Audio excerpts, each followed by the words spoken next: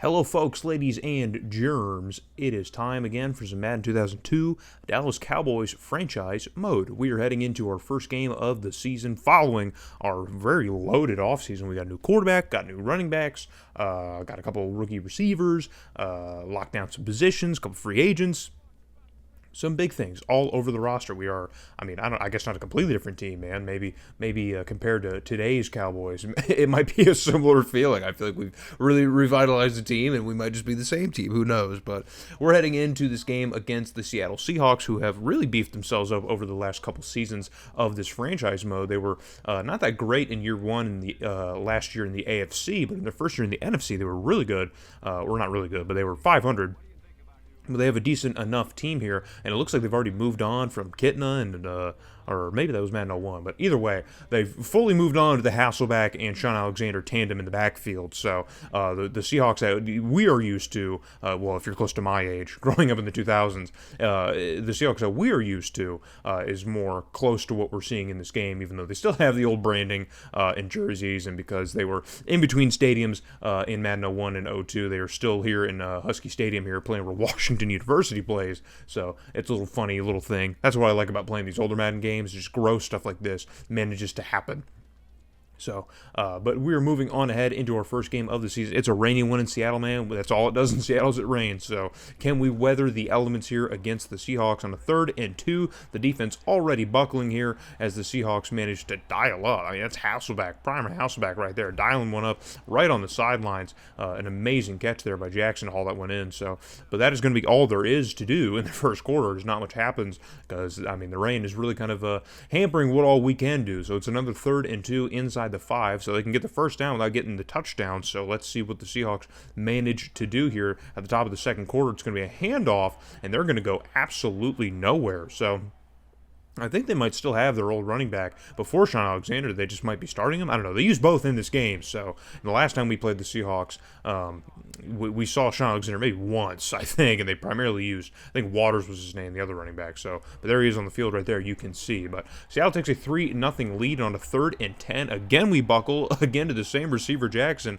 as he hauls this one in across the middle of the field. And there you see the passing yard comparison as our offense has been completely non-existent in the first half. Not a good sign starting a rookie quarterback in his first start. And so on 1st and 10, Hasselbeck trying to make something happen here before the half is over. He dials one up to Dat Nguyen. Dat Nguyen gets a hand on the football.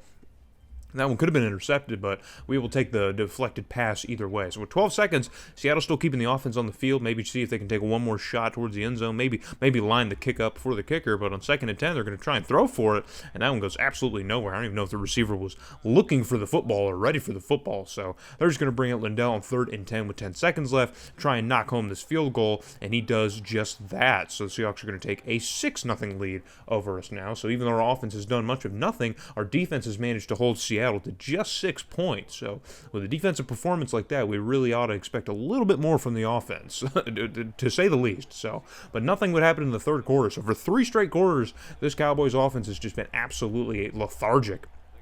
But finally, at the beginning of the 4th quarter, we're getting something going past midfield on 3rd and 3.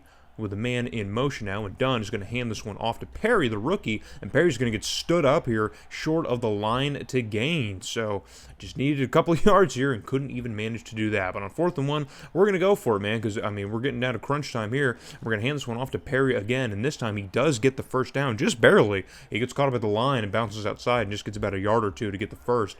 So on a 2nd and 8 now, Dunn drops back, steps up in the pocket, and uncorks one to Joey Galloway. Kind of an awkward throw, but Joey Galloway does manage to come down with it past the sticks for another first down. So on 1st and 10, we're going to eat up a lot of clock here in the 4th quarter as Dunn drops back, flips it out to Perry in the flat.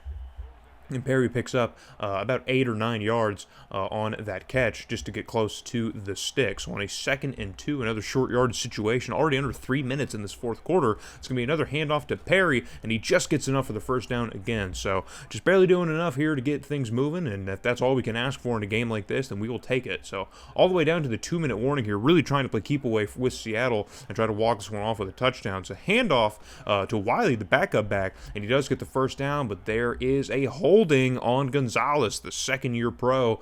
He gets a little bit too much of the jersey trying to hold down a block for Wiley, and unfortunately that is going to really kind of derail this drive in a pretty major way here, as now we are back towards Seattle's 30-yard line on a 2nd and 16. Dunn's going to have to throw for it now, and he throws this one over off to the right side. I believe it's to Raghib Ismail, and that gets about back to the line of scrimmage, a little bit short of it. So on a 3rd and 12, time is still of the essence. Now we're in a hurry up here, as we now need to get a first down, let alone the touchdown. Got to at least get the first down. So Dunn drops back again, clean pocket, pump fakes, and unloads that one. I couldn't tell what receiver that was. It might have been Gonzalez he tried to hit to, or no, it was our new tight end that we have, but he was unable to hold on to the football. So on a 4th and 12 here, we're going to have to try again to go for it, and we find Gonzalez on 4th down, and he has the first down. So after creating the situation we were in, he manages to erase it with a nice catch here on 4th and 12. So 1st and goal now from Seattle's 10-yard line. Dunn pump fakes, takes a shot towards the end zone, and that was caught by Galloway, and it is a touchdown. So we do manage to cap off this very long-winded drive here with a touchdown, and pending the extra point, we will take a 1-point lead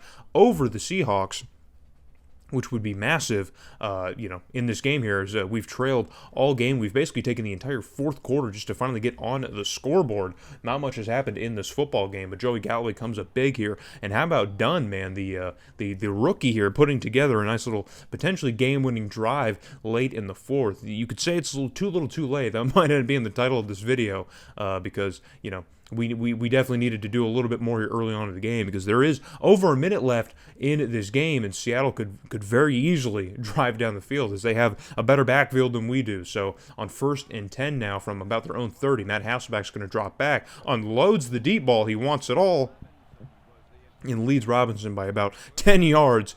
Just puts a little bit too much stank on that one. So on a 2nd and 10, a minute and 10 left to go, Hasselbeck drops back again, wants another deep ball, and this time he does connect with Robinson, and it is caught. And so now Seattle, after just a couple plays, have already put themselves in a pretty prime position, as that's Jared O'Neal, the 2nd-year pro, getting cooked, absolutely cooked again, man. We've seen that a couple times last year, so hopefully it doesn't become a trend. Seattle's going to try and get up back to the line, but it's going to take clearly too much time, so they're going to just call a timeout here, and the ball's going to be placed at the 40-yard line, at the Dallas 40-yard line. So if Seattle can get probably another 10 or 15 yards, they could essentially probably walk this thing off with a field goal. So we got to really tighten up on defense on 1st and 10, going out to the right side. And it's another completion for Matt Hasselbeck, but it's going to be well short of the stick. So 2nd and 4, 55 seconds left to go. Timeout's being called now in either favor, and it's another throw for it to the same receiver, and he doesn't get really anywhere as he steps out of bounds after making the catch. So we're going to stand firm here at 4 to go, but now it's 3rd and 4, 51 seconds. So defense is doing their job. Need a big stop here. It's a handoff to Sean Alexander. Sean Alexander has a nice block on the outside and cuts inside, and he is brought down by the safety.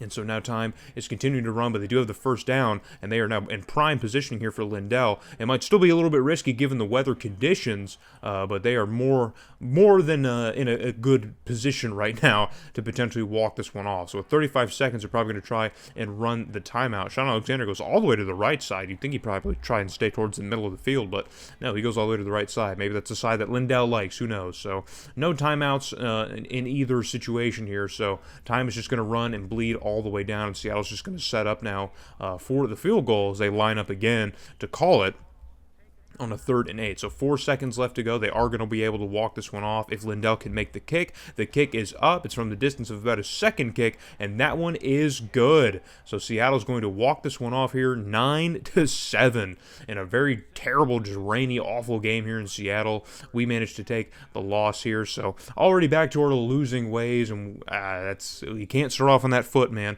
We've gotten off to negative starts here in all of our seasons here at the helm, so we really, really need to start mounting some wins, but when you put up an offensive performance like this, you're not going to get it. So just an absolutely terrible game from our offense. We could chalk it up to just, new season jitters here, trying to get everyone on the same page here, and everyone's not quite clicking quite yet. You could blame it on, blame it on a whole bunch of things if you want to, but regardless, it's just not a good performance. So Chuck Dunn, the rookie, goes 7 for 12 here. Doesn't even get 100 yards, just not a great game from him here. He protected the football, so we'll give him that, but again, not a whole lot really to speak of, to write home about. So Jared O'Neal, despite giving up the massive reception that kind of helped Seattle in that situation, did lead the team in tackles. But heading back to the Hub World now, we pick up a pretty big win on the road against the Giants to get us to 1-1. So in the next video, we will be going on the road to Houston to play the Texans for the first time in both franchise histories. It's the interstate rivalry here, and the Texans are already off to an 0-2 start. They were 3-13 last year, and they probably are not a whole lot better. As you can see, their stats are still a little bit bad, so we stack up as a much better team in this game. So this should be a pretty easy win for us. We can hopefully get to 2-1 and get a winning record early. So hope to see you guys in Houston.